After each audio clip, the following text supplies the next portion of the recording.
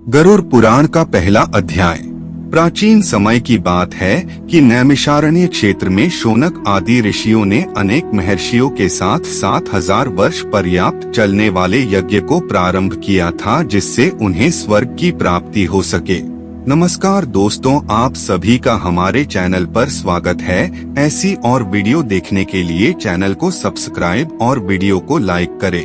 उस क्षेत्र में सूत जी पधारे तब ऋषियों ने उनका बहुत आदर सत्कार किया, क्योंकि सूत जी पौराणिक कथा कहने में सिद्धहस्त थे और उन्होंने विभिन्न रूपों से अनुभव प्राप्त किया हुआ था। इसीलिए सारे ऋषियों ने उनसे कहा, आप हमें इस संसार, भगवान, यमलोक तथा दूसरे शुभ अशुभ कर्मों के बारे में बताएं, जिससे मनुष्य किस रूप को प्राप्त होता है, इसका ज्ञान हमें देने की कृपा करे। सूत जी ने कहा, इस संसार जगत के निर्माता भगवान विष्णु है। वो जल में रहते हैं, इसीलिए उनका नाम नारायण है। वह लक्ष्मी जी के पति है। भगवान विष्णु ने हर युग में भिन्न भिन्न अवतार धारण करके पृथ्वी पर जन्म लिया है, ताकि वह अधर्म का नाश कर सके और पृथ्वी की रक्षा कर सके। भगवान विष्णु ने राम का अवतार लिया और लंका के राजा रावण का वध करके अधर्म को खत्म किया। उन्होंने नरसिंह रूप में राजा हिरण्यकश्यप का वध करके भक्त प्रहलाद एवं दूसरे प्रजा की रक्षा की। भगवान विष्णु ने वराह रूप में भी अवतार लिया, ताकि पृथ्वी का उद्धार कर सके, और फिर मत्स्य रूप में अवतार लिया। वेदव्यास जी भगवान विष्णु के ही अंश है। वेदव्यास जी ने यह पुराणों की रचना की है। कहा जाता है कि एक सर्वोत्तम वृक्ष भगवान विष्णु है, उसकी दृढ़ मूल धर्म है, उसकी शाखाएं वेद है। उस वृक्ष के फूल रूप में यज्ञ को माना गया है और फल के रूप में मोक्ष को माना गया है। वह सर्वोत्तम वृक्ष रूपी भगवान विष्णु ही सारे फल और मोक्ष को देते हैं। एक समय पर पार्वती जी ने भगवान शिव से पूछा था, आप खुद ही एक भगवान है, इस संसार के रचयिता है, तो आप किसका ध्यान करते रहते हैं? यह सुनकर भगवान शिव ने कहा, मैं देवों और ऋषियों का ध्यान करता हूँ, उसमें विष्णु ही श्रेष्ठ है। इस संसार में परम ब्रह्मा भगवान नारायण विष्णु है और उन्हीं का चिंतन करता हूँ। भगवान विष्णु ही अनेक रूप में अवतार लेने वाले परम ब्रह्मा है। भगवान विष्णु ही अनेक रूप में पृथ्वी पर अवतार लेकर अधर्म का नाश करके धर्म की स्थापना करते हैं। इस प्रकार भगवान शिव ने पार्वती जी को भगवान विष्णु की महिमा बताई थी। तब ऋषियों को दूसरी बातें जानने की उत्सुकता हुई।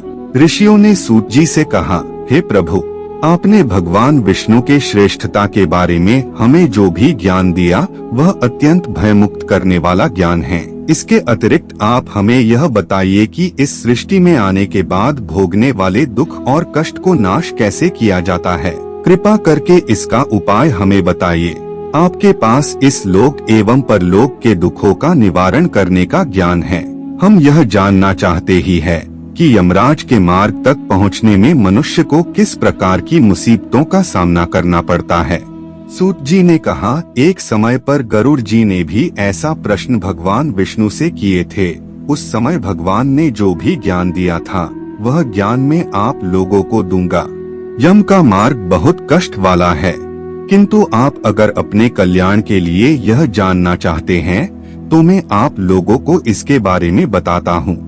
गरुड़ जी ने जब भगवान विष्णु से पूछा था कि आपके नाम की आराधना करना तो अत्यंत सरल है, आपकी भक्ति करने के उपरांत भी मनुष्य नरक में क्यों जाता है? आपकी भक्ति के भिन्न भिन्न मार्ग और गतियां हैं, फिर भी मनुष्य जब आपकी भक्ति से वंचित रह जाता है तो उसे यह दुर्गम मार्ग कैसे मिलता है और इसके कष्ट क्या हो सकते हैं? पाप करने वाले पापियों की किस प्रकार दुर्गति होती है और किस रूप में उनको नरक मिलता है? आप मुझे कृपा करके बताएं। ऐसे पूछने पर भगवान विष्णु ने गरुड़ जी को कहा, हे गरुड़, मैं तुम्हें यम के मार्ग का ज्ञान देता हूँ। इसी मार्ग से पापी लोग यमलोक को प्राप्त करते हैं। इसका वर्णन अत्यंत भयानक है। जो मनुष्य उग्र स्वभाव के होते हैं, धन और मर्यादा का ज्ञान जिसमें नहीं है, जिनको संसार में मोह माया है, वो मनुष्य अपवित्र होते हैं और वही नरकलोक में जाते हैं। दानवीर मनुष्य मोक्ष को प्राप्त करते हैं और पापी लोग कष्ट पूर्वक यम की पीड़ा भोगते हुए नरक में जाते हैं। दुष्ट और पापी लोगों को इस संसार में किस प्रकार के दुख मिलते हैं, उनकी मृत्यु किस प्रकार होती है, उसका ज्ञान मैं तुम्हें देता हूँ। इस संसार में जब मनुष्य जन्म लेता ही है, तब वह अपने पूर्व जन्म के कर्मों के हिसाब से इस जन्म में शुभ अशुभ फल भोगता है। बुरे कर्मों के प्रभाव से व्यक्ति को रोग हो जाता है। परेशानियां और रोग से पीड़ित वह व्यक्ति निराश हो जाता है। व्यक्ति कितना भी बलवान हो, युवावस्था में उसके पत्नी पुत्र होने के बावजूद वह अचानक से भयभीत होने लगता है। काल उसको घेर लेता है। वृद्धा अवस्था में व्यक्ति को मृतक के समान रहना पड़ता है। घर के लोगों के द्वारा अपमानित होता है और अपमानजनक आहार लेता है। आहार लेने की शक्ति कम हो जाती है और इसकी वजह से चलने फिरने की शक्ति भी कम हो जाती है। कफ के कारण स्वर्ण नलियां चल नहीं पाती। स्वास्थ्य बिगड़ने लगता है। खटिया पे पड़ा रहता है। मृत्यु के निकट आ जाता है। मृत्यु के निकट आने पर देवता जैसे मनुष्य की दृष्टि भी दिव्य हो जाती है। मरते समय पापी के पांचों तत्व अपने स्थान छोड़ देते हैं और उसका एक क्षण भी मुश्किल से बीतता है।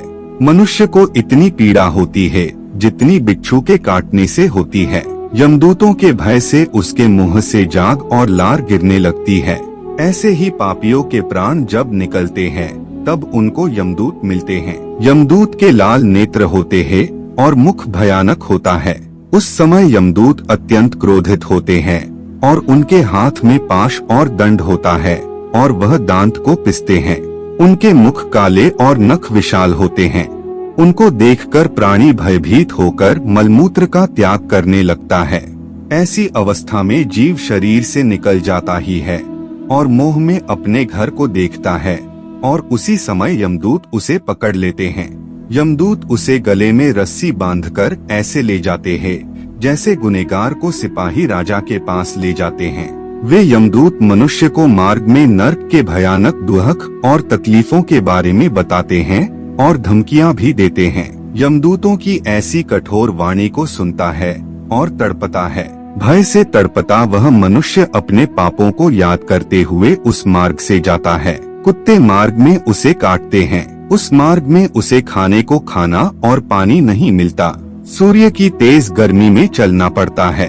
यमदूत उसे मार्ग में कूड़े से मारता है और घसीट कर ले जाते हैं। इस प्रकार अत्यंत पीड़ा सहकर वह अंधकारमय यमलोक में पहुंच जाता है। वहां उसे उसके पापों का फल मिलता है। यमराज उसे घोर नरक की यातना देकर फिर से मनुष्य लोक में भेजते हैं। अपने पुत्रों द्वारा दिए गए पिंड और दान को वह जीव खाता है, पर फिर भी पापी जीव होने के कारण उसकी तृप्ति नहीं होती। जिस मनुष्य का पिंड दान नहीं होता वह प्रेत योनि में रहकर निर्जन वन में दुख पूर्वक भ्रमण करते हैं। यम की यातना भोग बिना जीव को मनुष्य के रूप में जन्म नहीं मिलता और वह अन्य योनियों में भटकता रहता है। उस पिंड के रोज 4 भाग होते हैं। उसमें से 2 भाग पंचभूतों को, 1 भाग यमदूतों को और 1 भाग उस जीव को खाने को मिलता है। ऐसे 9 दिन तक पिंडदान करते ही है और वे लोग खाते हैं। जब मनुष्य का शरीर जलाते हैं उसके बाद उनके पुत्र जो पिंडदान 9 दिन करते हैं उसे उस जीव को 10वें दिन देह मिलता है। वह जीव को देह आकार यमलोक मार्ग में अपने कर्मों का भोगना पड़ता है। अब किस तरह से 10 दिनों के पिंड से शरीर बनता है उसे बताता हूँ।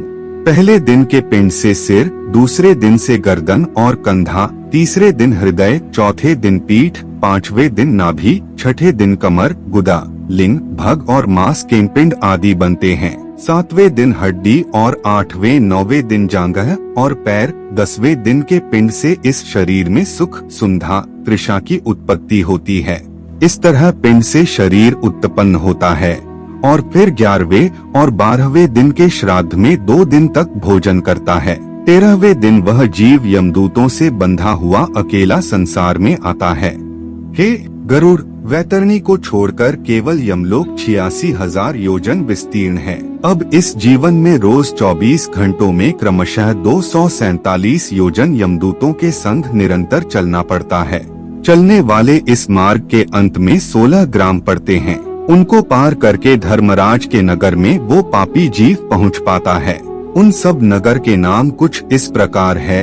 सौम्यपुल, सौरीपुर, नगेंद्र भवन, गंधर्व, शैलागम, क्रौच, क्रूरपुर, विचित्र भवन, दूं, खद, नानकरंदपुर, सुतप्त भवन, रौद्रनगर, पयोवर्षण, शितध्य, बहुभिति के नाम से जाने जाते हैं। इसके बाद यमपुर है। यमलोक में जाने वाला मनुष्य अत्यंत पीड़ा भोगता है और अपने कर्मों को याद करते हुए पीड़ित होता रहता है। अपने कर्मों के विषय में चिंतन करता हुआ अनेक दुख भोगता है। इस पर भी यदि वो दोबारा जन्म प्राप्त करता है, तब उसी प्रकार भगवान को भूलकर कर्म करता है।